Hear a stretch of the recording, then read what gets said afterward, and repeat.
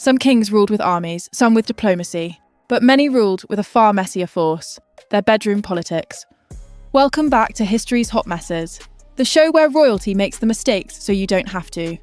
Today we're diving into the hidden world of royal mistresses, the women who shaped politics from the bedroom, manipulated monarchs with terrifying skill, and left behind scandals so wild they make modern reality TV look like a church potluck. How did a king's mistress end up controlling the fate of nations? And were these women dangerous manipulators, or the only people in the palace who actually knew what they were doing? Let's find out. Madame de Pompadour is what happens when an 18th century French influencer becomes the CEO of a country.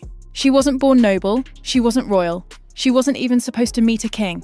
She came from a wealthy but suspect bourgeois family that spent an uncomfortable amount of money on predicting her future. And according to one fortune teller, she was destined to command the heart of a king. Her mother apparently took this very seriously. By her 20s, Jeanne Poisson had reinvented herself as Madame de Pompadour, learned how to host Paris's hottest salons, and mastered conversation, poetry, dancing, politics, and emotional manipulation with the precision of a neurosurgeon. When Louis XV met her at a masquerade ball, the king fell so hard he built her a private apartment connected to his by a secret passageway. If that's not commitment, I don't know what is. But here's where Pompadour becomes a political cheat code. When her romantic relationship with the king cooled off, she didn't fade away. She pivoted. She became his closest advisor, curating ministers, negotiating alliances, shaping court culture, and deciding who got access to the king. If Versailles was high school, Pompadour was the girl with the yearbook, the popularity rankings, and everyone's secrets. She championed the arts, launched France's porcelain industry, influenced foreign policy, and held on to Louis XV through illnesses, scandals, wars, and waves of anti-mistress propaganda. Her enemies were everywhere: clerics, nobles, jealous courtiers. But Pompadour survived every attempt to remove her. Why? Because she understood the king better than anyone. She wasn't just a mistress, she was the operating system of Versailles, and she set the template for every royal mistress who came after. But for every polished, calculating Pompadour, there were mistresses whose scandals were so explosive they nearly brought entire kingdoms down. And no one fits that bill better than the next woman. Someone whose entrance into history reads like a soap opera written by a pyromaniac. Before there was cougar culture, there was Diane de Poitiers. She became the mistress of King Henry II of France when he was 15. And she was 35. And not only did she pull the king, she pulled the entire kingdom into orbit around her. Diane was disciplined, charismatic, and apparently bathed in ice water every morning while drinking liquid gold for her youth. Yes, gold. Historians have confirmed traces of it in her remains. Because when Diane committed, she fully committed. Henry II wasn't just obsessed with her, he was devoted. He gave her lands, titles, palaces, and even allowed her to stamp official royal documents with his seal. That's not a mistress, that's a co-monarch. There was just one problem.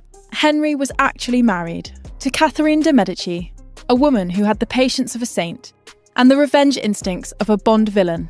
For decades, Catherine had to tolerate Diane living in a palace connected to the king's and even watch Diane give orders in front of her. But when Henry II died in a jousting accident, Diane's luck evaporated instantly. Catherine seized power, seized Diane's properties, and sent her into exile with the enthusiasm of someone finally winning a lifelong feud. Diane de Poitiers proves one thing. In the battle of wife versus mistress, the winner is always the woman with a legal claim to the throne, and a frightening amount of political spite. But not all royal mistress stories were battles of jealousy or quiet manipulation. Some of them were so catastrophic, so chaotic, that they reshaped entire countries. And no story shows that better than a king whose love life was so messy, it basically jump-started modern Britain. If TikTok existed in the 1600s, Nell Gwyn would have had 20 million followers and at least 3 brand deals. She started her life selling oranges in London's theatres, which is basically Elizabethan slang for "I'm adorable and everyone here is going to fall in love with me." She then became an actress known for her wit, charm, and legendary ability to roast hecklers so brutally they probably apologised on the spot. Enter King Charles II. Charles had many mistresses, but Nell was the one everyone loved. Unlike the foreign noblewomen dripping in jewels, Nell was the people's mistress, a low-class, hilarious, emotionally grounded woman who could tease the king without getting executed. Nell used humour the way others used politics. And unlike most royal mistresses, she didn't crave court power. She just wanted financial security, recognition for her children, and the right to never attend a boring state function.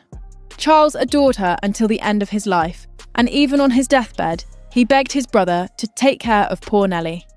In a court full of schemers, Nell Gwyn succeeded with the most shocking strategy of all, being a genuinely likeable human. But while some mistresses charmed their way into history, others clawed their way there, and few did it with more determination or destruction than one woman whose ambition helped end an empire. Lola Montez wasn't Spanish. She wasn't a noblewoman. She wasn't even named Lola. She was actually an Irish dancer named Eliza Gilbert, who realised Spain had a certain exotic allure, so she simply started telling people she was Spanish. A modern-day Hilaria Baldwin. No one questioned it. It was the 1800s. Lola entered Bavaria, found King Ludwig I, and proceeded to torpedo his life like it was her full-time job. Ludwig fell so hard for her that he made her a countess, gave her political influence, and basically let her run Munich. Lola, in turn, used her newfound power to fire ministers, install her own allies, provoke riots, unleash censorship, get into public fistfights, and insult absolutely everyone. The people hated her, the government hated her, Ludwig's own children hated her. Eventually, the anti-Lola protests got so massive that Ludwig abdicated the throne entirely. Yes, a whole king, removed by one woman and unprecedented levels of chaos. Lola's story ends with her fleeing Europe, becoming a global celebrity, performing scandalous dances in the United States, and reinventing herself yet again as a morality lecturer. Because when you've ended a kingdom, why not teach ethics? Of course, not all mistress scandals were explosions of political chaos. Some were slow burns, quiet manipulations that rewrote royal policies, or seeded generations of drama. And nowhere was that more true than in the English court of the Restoration. If Nell Gwyn was the lovable mistress, Barbara Palmer was the opposite. Barbara was wild, brilliant, impulsive, politically dangerous, unapologetically ambitious, and Charles II was obsessed with her. Barbara spent money like she had a personal vendetta against math. She demanded titles, estates, jewels, pensions, political favours, and influence at court. She even had children with multiple men, and convinced the king to acknowledge them as his own. At one point, she literally got into a physical fight with the Queen. Barbara was the kind of mistress you didn't forget, even if you really, really wanted to.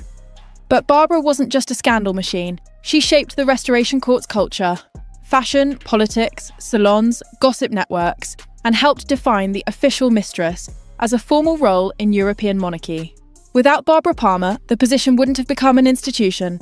She didn't just sleep with the king, she built an empire out of it. So, were royal mistresses dangerous manipulators? Or women using the only power available to them in systems designed to trap them? Maybe the real scandal isn't what they did, but how much history tried to hide it. If you enjoyed unravelling the wild scandals of royal mistresses, make sure you hit subscribe so you don't miss the next episode of History's Hot Messes. We've got more royal disasters, historical chaos, and beautifully bad decisions coming your way. See you next time, where the past is messy, and we're here to unpack every last secret.